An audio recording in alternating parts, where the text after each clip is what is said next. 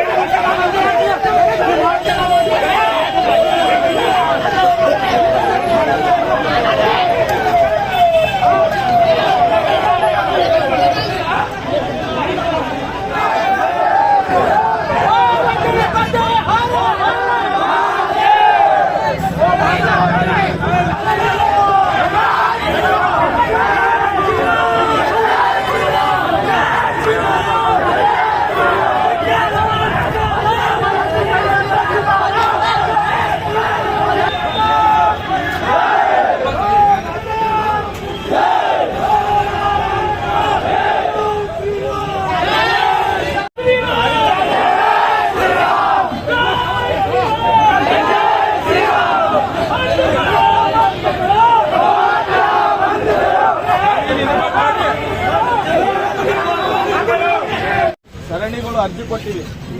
ಜಿಲ್ಲಾಧಿಕಾರಿ ಆಗಿರ್ಬೋದು, ಪೊಲೀಸ್ ಇಲಾಖೆ ಆಗಿರ್ಬೋದು ಮತ್ತು ಮಹಾನಗರ ಪಾಲಿಕೆ ಕಮಿಷನರ್ ಆಗಿರ್ಬೋದು.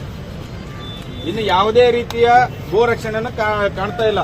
ಕಾನೂನಿನ ಮೀರಿ ಗೋ ಹತ್ಯೆಯನ್ನು ನಡೀತಾ ಇದೆ. ಅದಕ್ಕೋಸ್ಕರ ನಾವು ಗಡುವು ಮೇಲೆ ಗಡುವು ಕೊಟ್ಟಿದ್ವಿ. 22ನೇ ತಾರೀಕು ಅರ್ಜಿ ಕೊಟ್ಟಿದ್ವಿ. ಕಾರ್ಪೊರೇಷನ್ ಅವರಿಗೆ ಕೊಟ್ಟಿದ್ವಿ, ಜಿಲ್ಲಾಧಿಕಾರಿಗಳು ಕೊಟ್ಟಿದ್ವಿ, ಪೊಲೀಸ್ ಇಲಾಖೆಯವರಿಗೂ ಕೊಟ್ಟಿದ್ವಿ. ಅದಾದ ನಂತರ 25ನೇ ತಾರೀಕು ನಾವು ಗಡುವು ಕೊಟ್ಟಿದ್ವಿ. ಈ ವಿಷಯ ನಿಮಿತ್ತನೇ ಓಂ ನಗರದಲ್ಲಿ ನಮ್ಮ ಕಾರ್ಯಕರ್ತರನ್ನ ಹಿಡಿದಾಗ, ಗೋವಿನ ರಕ್ಷಣೆ ಮಾಡುವಾಗ ನಮ್ಮ ಕಾರ್ಯಕರ್ತರು ವ್ಯಾನ್ ಅನ್ನು ಹಿಡಿದ್ರು. ಈಚರ್ ಗಾಡಿಯಲ್ಲಿ ಬರುವಂತ ವ್ಯಾನ್ ನಲ್ಲಿ ಸುಮಾರು ಒಂದು 20ಕ್ಕೂ ಹೆಚ್ಚು ಗೋಗಳಿದ್ದು. ಆ ರಕ್ಷಣೆ ಮಾಡಕ್ ಹೋದಾಗೂ ಕೂಡ ಪೊಲೀಸ್ ಇಲಾಖೆಯವರ ಮೇಲೂ ಕೂಡ ಹಲ್ಲೆ ಮಾಡಿದ್ರು.